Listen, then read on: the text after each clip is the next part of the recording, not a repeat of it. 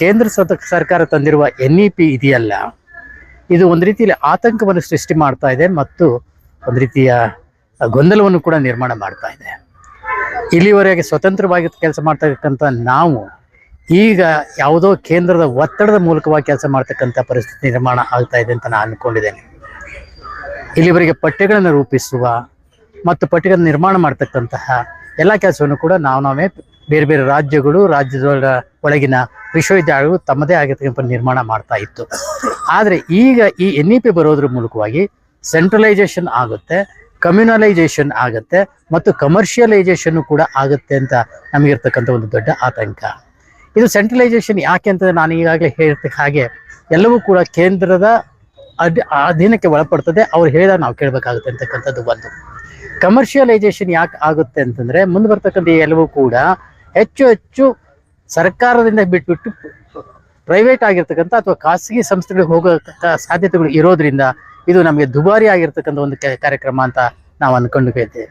ಮತ್ತು ಕಮ್ಯುನಲೈಸೇಷನ್ ಅಂತ ಯಾಕೆ ಹೇಳ್ತೇನೆ ಅಂತಂದ್ರೆ, ಈಗ ಇರತಕ್ಕಂತಹ ಕೇಂದ್ರ ಸರ್ಕಾರದ ಧೋರಣೆಗಳು ಮತ್ತು ಅದರ ಆಶಯಗಳು, ಅದರ ನಂಬಿಕೆಗಳಿಗೆ ಅನುಗುಣವಾಗಿ ಇದು ನಿರ್ಮಾಣ ಆಗ್ತಾ ಇರೋದ್ರಿಂದ ಮತ್ತು ಕೇಸರೀಕರಣವೂ ಕೂಡ ಆಗ್ತಾ ಇರೋದ್ರಿಂದ ಇದು ಕಮ್ಯುನಲೈಸೇಷನ್ಗೆ ಹೋಗ್ತದೆ ಅಂತ ಅನ್ಕೊಂಡಿದ್ದೇನೆ. ಈಗ ಒಂದು ಕೆಮಿಸ್ಟ್ರಿ ಪಾಠ ಇತ್ತು ಅಂತಂದ್ರೆ ಅದನ್ನು ಯಾವುದೋ ಒಂದು ಶ್ಲೋಕದಿಂದ ಶುರು ಮಾಡೋದಂತಂದ್ರೆ ಎಷ್ಟು ಮಟ್ಟಿಗೆ ಸರಿ ಆಗುತ್ತೆ ಅಂತ. ಆಮೇಲೆ ನಾನು ರೀಸೆಂಟಾಗಿ ಯಾವುದೋ ಒಂದು ಪುಸ್ತಕದ ನಾನು ನೋಡ್ತಾ ಇದ್ದೆ, ಎಲ್ಲ ಭಾಷೆಗಳು ಕೂಡ ಸಂಸ್ಕೃತ ಮೂಲದಿಂದ ಬಂದಿದೆ ಅಂತಕ್ಕಂಥದ್ದು. ಅದು ಅವ್ರ ನಂಬಿಕೆ. ಆದರೆ ವಾಸ್ತವ ಅದು ಅಲ್ವಲ್ಲ. ಸಂಸ್ಕೃತವೂ ಕೂಡ ಬೇರೆ ಯಾವುದೋ ಒಂದು ಪರಿವಾರಕ್ಕೆ ಹಾಗೆ ಕನ್ನಡ ಹೇಗೆ ದ್ರಾವಿಡ ಪರಿವಾರಕ್ಕೆ ಅಂತ ಹೇಳ್ತಿದ್ಯೋ ಹಾಗೆ ಸಂಸ್ಕೃತ ಇಂಡೋ ಆರ್ಯನ್ ಪರಿವಾರಕ್ಕೆ ಸೇರಿರ್ತಕ್ಕಂಥ ಭಾಷೆ.